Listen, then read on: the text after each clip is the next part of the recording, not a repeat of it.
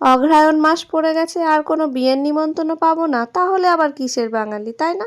এমনটাই কিন্তু মনে আসে যখন অগ্রহায়ণ মাসে কোনো বিয়ের নেমন্তন্ন পায় না বা কিছু। কিন্তু এবার কিন্তু গুনে গুনে 4 থেকে 5টা নেমন্তন্ন পাওয়া গেছে, তাও আবার সব কটাই বিয়ে। তো আর সব কটাই কিন্তু একদম নিজেদের মানুষের। তো খুবই আনন্দের সাথে ব্যাগ ট্যাগ সব কিছু গুছিয়ে উঠে পড়েছিলাম ইন্টারসিটির ট্রেনে। এখান থেকে বাড়ি গিয়ে সোজা বিয়ে বাড়ি। আর প্রত্যেকটা বিয়ে বাড়িতে কিন্তু এবার খুব মজা করেছি। প্রথমেই ছিল আমাদের জাট্টুতো খুড়তুতো দুটো দেওরের বিয়ে, আমার নিজের বোনঝির বিয়ে, পাড়াতে একটা বিয়ে।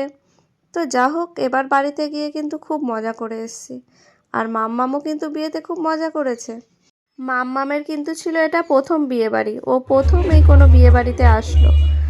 আর আমি আমার হাজব্যান্ডও কিন্তু এই 3 বছর পর কোনো বিয়ে বাড়িতে আসলাম। তো দেখো, এই যে সমস্ত অনুষ্ঠানের পর আমরা সবাই মিলে খেতে বসে গেছি, প্রায় লাস্ট পুক্তিতে আমরা বসেছিলাম। আর এই যে মেনু কার্ডটাও তোমাদের সামনে তুলে ধরলাম।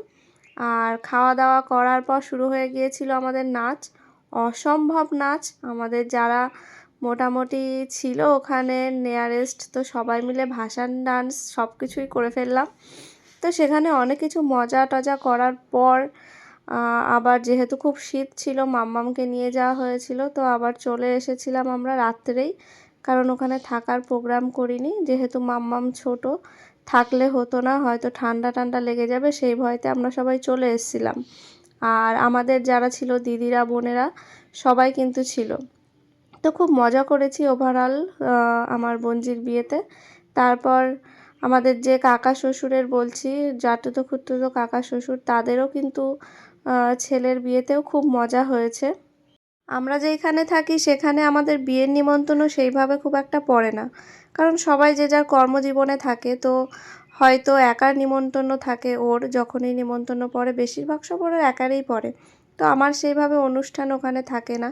তো বাড়িতে এসে সেই জন্য কিন্তু আমি খুব মজা করেছি। তো যাই হোক, অনেক দিন পরে যেহেতু অনুষ্ঠান ছিল, খুব ভালো লাগছিল। আর তবে ওখানে এবার একটা নিমন্ত্রণ পেয়েছি আমরা এবার, ফেব্রুয়ারি মাসেতে একটা ওখানে বিয়ে আছে, তো সেখানে গিয়েও আশা করি খুব আনন্দ হবে। তো এখানে সবাই মিলে আমি, বৌদি, দিদিরা, মা, জেঠি, কাকিমা সবাই ছিল। দেখো, বোনও কিন্তু নাচছে, খুব আনন্দ করছে ও।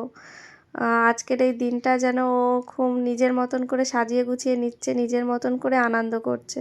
সত্যিই তো আমাদের জীবনে এই দিনটাকে কত না আমরা স্বপ্ন নিয়ে গড়ে তুলি, তাই না? আর যখন এটা সত্যি হয় তখন কতই না ভালো লাগে। বোনও তো আমাদের সঙ্গে খুব নাচছে, নতুন বউ বলে কথা। তো একসঙ্গে মিলে সবাই খুব আনন্দ করলাম।